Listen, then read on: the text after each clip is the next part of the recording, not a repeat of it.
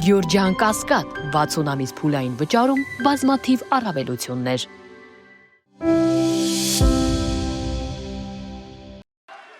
Մայրաթոռում ոստիկանական պատն է բաժանում կաթողիկոսի աջակիցներին եւ նրա հրաժարականը պահանջողներին։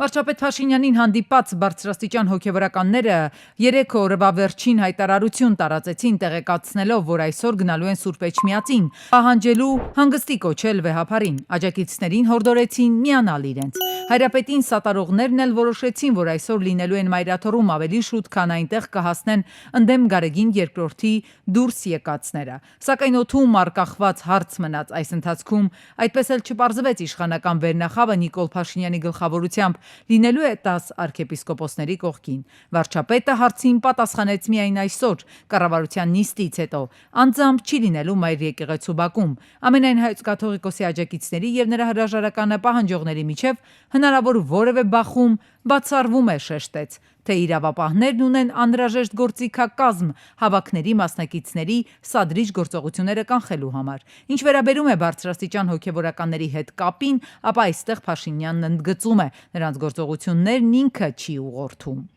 Այսօրվա իրադարձությունը նրա մասին է, որ Հայաստանյան Ծառայական Սուրբ Եկեղեցում ճգնաժամ է, այլևս որևէ մեկը դա չի կարող ժխտել, եւ այդ ճգնաժամը պետք է հանգուցալուծվի։ Չի հանգուցալուծվելու այդ ճգնաժամը, քանի դեռ կտրիչ Ներսիսյանը հեռացված չէ Մայրաթոռից։ Այսօր կհեռացվի Մայրաթոռից։ Ուրեմն այդ ճգնաժամի հաղթահարման մեկնարկը կտրվի այսօր, վաղ կհեռա։ Բոլոր դեպքերում առաջի քայլը դա է։ Եվ սա նաև կոնսենսուսի հաջորդ կետն է մեր եւ 10 եպիսկոպոսների։ Արձագանք Մայրաթոռից Սուրբ Էջմիածին իր խորը մտահոգությունն է հայտնել 10 եպիսկոպոսների հերթական հայտարարության պատճառով հանրության մեջ առաջ եկած ընդվզումների առիթով։ Զգաստության կոչ են ուղում վտանգաշատ հավաքի նախաձեռնությունը ստանձնած սրբազան հայրերին։ Եվ ահա վտանգաշատ հավաքը դեմ դիմաց Գարեգին II աջակիցներով հենց մի կողմում վանկարկում են հեռացիր, հեռացիր, մյուս կողմում վեհափար, վեհափար։ Վեհարանից մեր տաճար տանող ճանապարհը ոստիկաններն ամեն կերպ փորձում են բաց պահել։ Այստեղով էլ անցնելու է կաթողիկոսը հոգևոր խմբի ուղեկցությամբ։ Տաճարում երեկոյան ժամերգությունն է, որն ի դեպ մատուցելու են Արագածոտնի թեմի հոգևորականները։ Աղոթելու են անազատության մեջ գտնվող հոգևոր հայրերի, ազատազրկված ու գերեվարված զավակների եւ մեր Սուրբ Եկեղեցու անսասության համար։ Ժամերգության ավարտին խոսեց Գարեգին II, եկեղեցում դրսի աղմուկի ձայնն էր։ Վեհափարն անդրադարձավ խորան հասնող բարձր ձայներին, տագնապալի օրեր ենք ապրում։ Ցավում է հայրապետը, Մայրաթոռի դեմ հերթական ոտնձգության ականատես եղանք նաև որոշ եկեղեցականների նախաձեռնությամբ, ասաց նա։ Այս աղմուկը, որ բարձրացվում է եկեղեցում, երբեք չի կարող խաթարել մեր առաքելությունը, մեր ծրագրերը, որոնք կոչված են մեր եկեղեցու պայծառության եւ մեր երկրի շինության համար։ Նախապես հայտարարվածից ուշ Մայրաթոռի բակ հասան 10 եպիսկոպոսները, դեպի եկեղեցի են քայլում կաթողիկոսի քարոզը հնչյունների ներքո։ Դրությունն այստեղ դարձյալ թեժ է։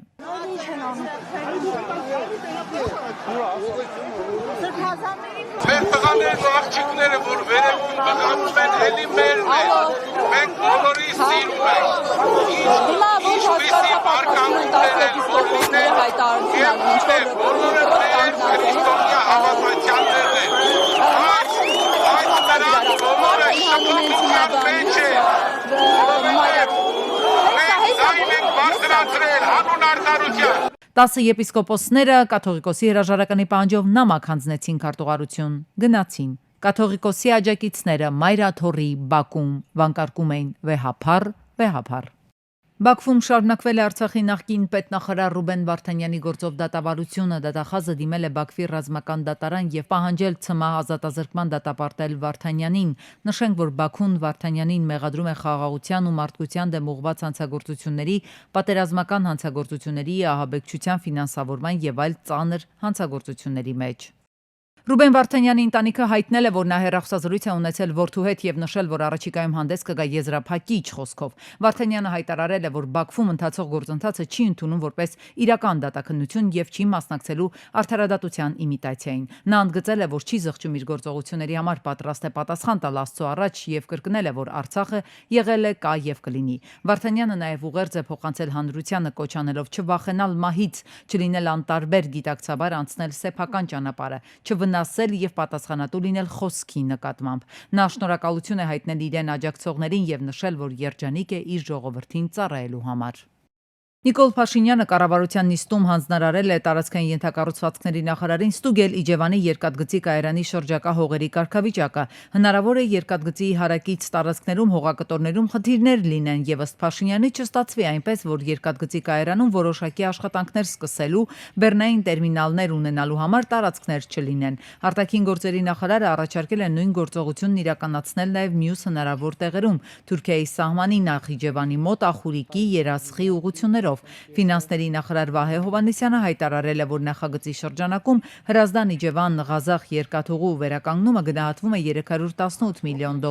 Երասխ-Հորադիս երկաթուղին Նախիջևանով եւ Սյունիքով $61.5 միլիոն, իսկ Գյումրի-Ախուրյան կայարանինը Թուրքիայի հետ սահմանին $8-9 միլիոն։ Այսինքն չսպասենք այդ օրը գա, հետո ասենք վայ, բա այսօրվանից մի հատ նախ կարգավիճակները շրջակա հողերի պարզաբանենք, որպեսզի կարողանանք իրադրությունները կառավարել։ Հիմա կարող է պարզվի, որ երկաթուղու եզրից էլ է սեփականաշնորհվել, այն կանխավարկածով դե երկաթուղինում է պետք որ մի հատ էլ Ախուրիկի ուղղությամբ է, Երասխի ուղղությամբ է, մի հատ նայենք, որ մեր տեխնիկական գոտիները համոզվենք, որ լրիվ նորմալ վիճակում են եւ խնդիր չեն ունենա։ Անհետ կորածների հարազատները բողոքի ակցիա են կազմակերպել կառավարության շենքի մոտ, նրանք դժգոհել են կառավարության գործելակերպից, համարում են, թե չկա հետևողականություն որոնումների, տեղեկատվական բազայի ստեղծման եւ այլ հարցերում։ Անհետ կորած անձանց հարցերով միջազգային հանձնաժողովն ուսումնասիրություններից հետո զեկույց է հրապարակել եւ ուղենշել այն քայլերը, որոնք անհրաժեշտ է ձեռնարկել։ Բողոքի ակցիայի մասնակիցները սակայն դժգոհել են, թե այդ ուղղորդմանը հայկական կողմը չի հետևել։ Ասում են կփորձենք հետագայում նաև խորհրդակցել գնալ Ադրբեջան հասկանալ այնտեղ ինչ իրավիճակ է, բայց այստեղ ասում եմ հստակ քայլերը առանձնացված կային, թե ինչ եղանակով պետք է այս հարցը լուծվեր, մասնավորապես տեղեկատվական բազա ստեղծվեր, ի վերջո հասկանային, թե ովքեր են այդ անհետ կորածները, ինչ պրոֆիլներ ունեն, որտեղ կարող են, որտեղ պետք է իրենց փնտրեն, եթե օրինակ առհասարակ չկա մարմին եւ մասուն։ Վարչապետ Փաշինյանը ճեպազրույցի ընթացքում անդրադառնալով Ադրբեջանից Հայաստան նավթամթերքի տեղափոխությանը նշել է, որ շարժակազմը արդեն շարժվել է եւ մոտենում է Հայաստան եւ որ նա ողջունում է այդ զարգացումը։ Նա ընդգծել է, որ առևտուրը տեղի է ունենում մասնավոր ընկերությունների միջև, իսկ երկկողմանի խաղաղությունը ստեղծել է դրա համար քաղաքական նախապայման։ Փաշինյանը նաեւ նշել է, որ մանրամասներին այնքան էլ չի տիրապետում, բայց գիտի, որ մեկ գնացք է գալիս եւ հավելել է, որ վրացական երկաթուղու սակագնի հետ կապված որոշակի հարցեր կան, որոնք կկարգավորվեն։ Էկոնոմիկայի նախարար Գևորգ Պապոյանը հաստատել է, որ ադրբեջանական բենզինի առաջին խմբաքանակը 20 վագոն արդեն Հայաստանի ճանապարհին է եւ առաջիկայում կհասնի երկիր։ Նա ընդգծել է, որ նպատակը բիզնեսներին առևտուր անելու դաշտ տրամադրելն է պատերազմելու փոխարեն։ Մատակարարման շարունակականությունը պայմանավորված է շուկայի պահանջարկով, իսկ գները եւ հաջորդ մատակարարումների ծավալները կախված կլինեն շուկայական հանգամանքներից առանց պետական միջամտության։ Վրաստանի կառավարության տարանցման համար վճար չի գանձվել։ Կառավարությունը Հայաստանի տարածք վիետնամական երկարահատիկ բրնձի նկատմամբ սակագնային քվոտա է սահմանել, հաշվի առնելով, որ Եվրասիական տնտեսական միությանն անդամակցության շրջանակներում ոչ սակագնային կարգավորման պատասխանատու պետական կառավարման մարմինը էկոնոմիկայի նախարարությունն է, ուստի վերջինս ճանաչվում է վիետնամական ծագման երկարահատիկ բրնձի ներմուծման լիցենզիա տալու մասով լիազոր մարմին։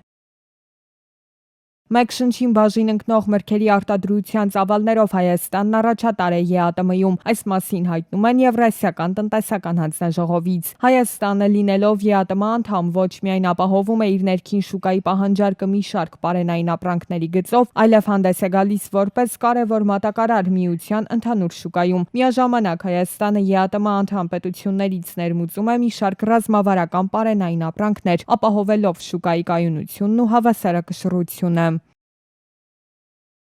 Նոյեմբերին ապրանքների հայտարարագրերի 70.2%-ը բաց է թողնվել կանաչ ուղի ընթացակարգով։ Այս մասին հայտնել է ՊԵԿ նախագահ Էդուարդ Հակոբյանը։ 2025 թվականի նոյեմբերին բաց է թողնվել 23016 ապրանքների հայտարարագիր, նախորդ տարվա նույն ամսին 23159։ Եթե նախորդ տարվա նոյեմբերին հայտարարագրերի 56.4%-ն էր բաց թողնվել կանաչ ուղի ընթացակարգով, ապա 2025-ի նույն ամսին արդեն 70.2%, աճը կազմել է 13.8%։ Զուգահեռաբար զգալիորեն նվազել է նաև դեղին ուղի եւ կարմիր ուղի ընթացակարգով հայտարարագրերի բաց թողումների քանակը։ Կառավարությունը որոշել է պահուստային ֆոնդից լրացուցիչ 68.785.000 դրամ հատկացնել ատեստավորման միջոցով տարակարգի որակավորում ստացած ուսուցիչներին համապատասխան հավելավճարի տրամադրման նպատակով։ Հիմնավորման մեջ նշվում է, որ հավելավճարի տրամադրման նպատակով հատկացված 368.073.000 դրամ գումարը չի բավարարում տարակարգ ստացած բոլոր ուսուցիչներին այս տարվա իրենց հասանելիք հավելավճարները վճարելու համար։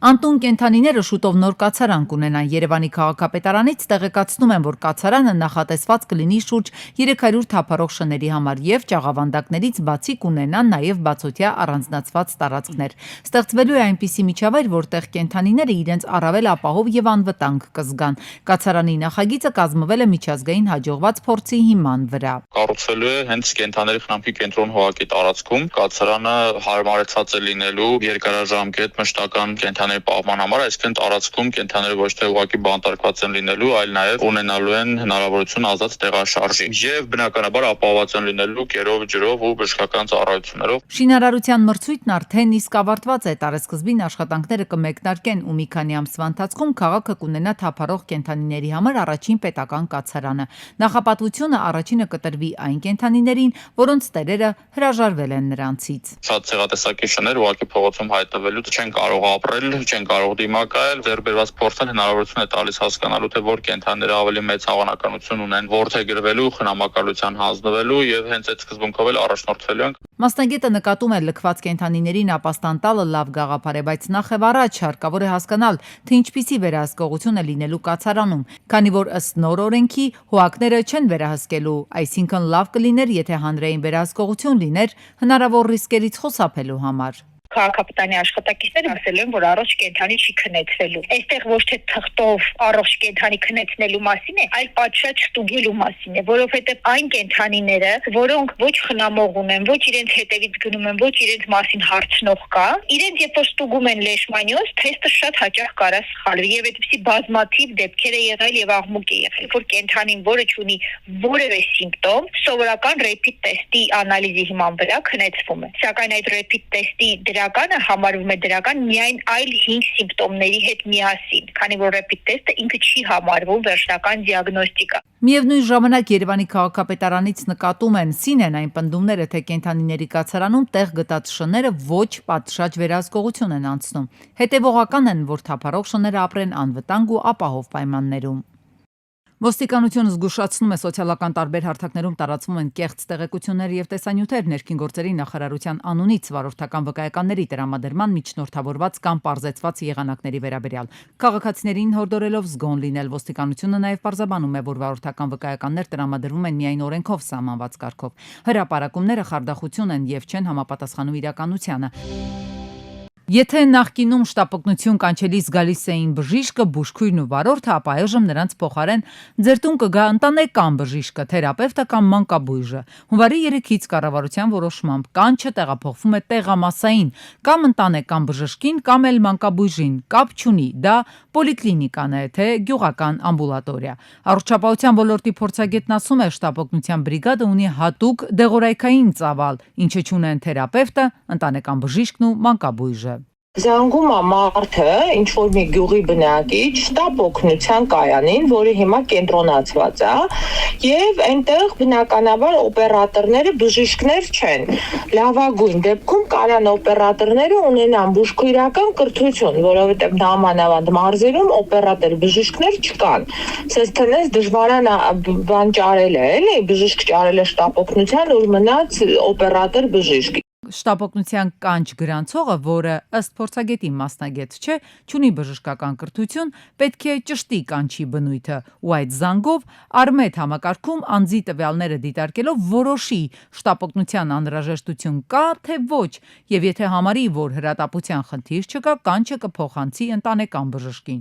Իսկ ահա այս բժիշկն էլ պետք է 2 ժամում կանչը սպասարկի, այսինքն 120 րոպեում հասնի օգնություն հայցողի տուն։ Փորձագետը շեշտում է, համայնքներում մեկ ընտանեկան բժշկի վրա գրանցված է 8000 մարդ, իսկ Երևանում մեկ ընտանեկան բժշկի վրա 2000-ն են։ Շաքարախտով հիվանդների մոտ ինֆարկտները կարող ստանան անցնեն առանց սիմպտոմներ, առանց ցավային սինդրոմի։ Այսինքն մարդը կարող զանգի ասի թեթև շնչահեղձ է մրելում բան, շաքարուն եմ ասեն դե լավ դե շաքարն է, ուտել մենք բաց թողնենք լուրջ ախտորոշում, օրինակ սրտամկանի ինֆարկտը։ Խոսքը վերաբերում է այն դեպքերին, որոնք չեն համարվում կյանքին անմիջական վտանգ սպառնացող։ Մինչև 38.5 աստիճան ջերմություն, հարբուխ, ռինիտ, տոնզիլիտ, ինչպես նաև առանց կլինիկական արտահայտված ախտանիշների զարկերակային ճնշում 140-90-ից բարձր։ Նոր կարգով առաջնային պահպանման համակարգին են փոխանցվելու նաև քրոնիկական հոդացավերով եւ մկանացավերով հիվանդների կանչերը,